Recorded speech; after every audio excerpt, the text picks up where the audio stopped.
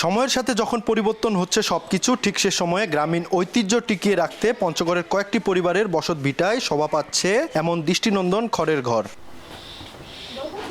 একসময় পঞ্চগড়ের প্রত্যন্ত গ্রাম অঞ্চলের সব পরিবারে খড়ের ঘর দেখা মিললেও আধুনিকতার মাঝে বিলুপ্ত হওয়া গ্রামীণ বাংলার এমন দৃশ্যের দেখা মিলছে পঞ্চগড়ের আটোরি উপজেলার রাজারগাঁও গ্রামে। কয়েকটি পরিবার যুগ যুগ ধরে পারিবারিক ও গ্রামীণ ঐতিহ্য ধরে রাখতে এমন ঘরে বসবাস করছেন। এটা মানে কি, এটা বাপ দাদার ঐতিহ্য ধরে রাখছি, বাপ দাদার। আর এই ঘর বা ফুসের বাড়ি, তো এটা আমার গ্রাম ভাষায় ফুস বলে, খাঁচা বাড়ি, খুব ভালো আরাম।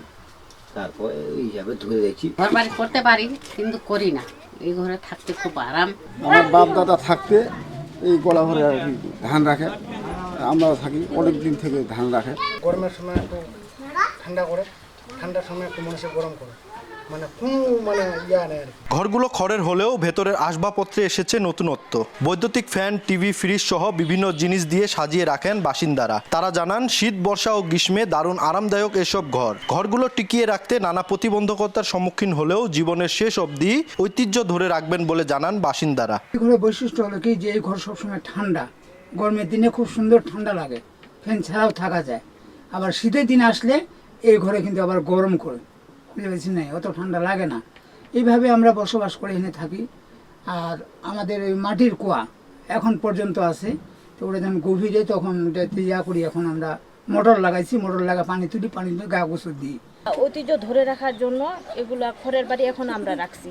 আমাদের বাসা পঞ্চগড়ে বিপি স্কুলের সামনে, কিন্তু শহরের বাসা ওখানে আমরা থাকি, কিন্তু এখানেও থাকি, দুইখানেই থাকি। দুটি ঘর খুঁড়ে রেখেছি এবং বাকি ঘরগুলো আমরা টিনের দিয়েছি, এবং ভবিষ্যতে আরও কংক্রিটের ঘর দর থাকার জন্য বা ইয়া করার জন্য।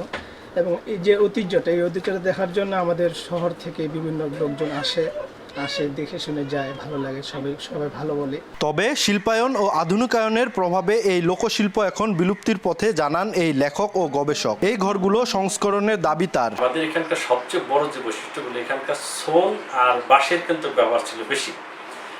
এখনো যদি আপনি পঞ্চগড় রক্স মিউজিয়াম যদি লক্ষ্য করে থাকেন, তাহলে দেখবেন যে সেখানে এখনো একটা বাঁশের ঘরের খড় বাঁশের যে বাসর ঘর, সেই বাসর ঘরের এখনো একটা নিদর্শন সেখানে আছে। এবং সেই বাঁশের মধ্যে, বাঁশের বেড়ার মধ্যে সেখানে বিভিন্ন জীবজন্তু প্রাণীর ছবি সেখানে আছে। সেই সাথে আমাদের এই অঞ্চলের ইতিহাস ঐতিহ্যের সাথে আভিজাত্যের যে প্রকাশটা, বিশেষ করে এখনও অনেক বড় লোক বাড়িতেও, অনেক আভিজাত পরিবারেও এই শুধু খালি প্রাকৃতিক পরিবেশে রাখার জন্য, অর্থাৎ এই প্রাকৃতিকভাবে তারা ঠান্ডা রাখার জন্য, প্রাকৃতিকভাবে ঘর গরম রাখার জন্য এখনো কিন্তু অনেক পরিবারে এই খড়ের ঘর তৈরি করে থাকে। খড়ের ঘর উত্তরের জনজীবনের সাথে জড়িয়ে রয়েছে যুগ যুগ ধরে। তবে বর্তমানে বিচ্ছিন্নভাবে ছড়িয়ে ছিটে থাকা হাতে গোনা কয়েকটি বাড়ি যেন কালের সাক্ষী হয়ে আছে।